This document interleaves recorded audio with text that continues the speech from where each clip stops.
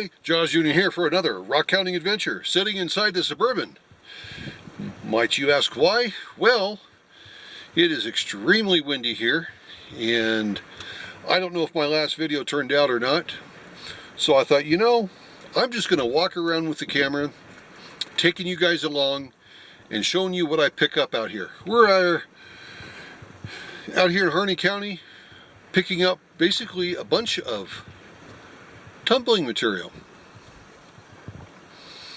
And so the Mr. Jaws Jr. and I are going to walk around, pick some stuff up, and just enough to add to a tumbler and make it all nice and shiny. And we're going to bring you along and let you see what we're getting. Okay.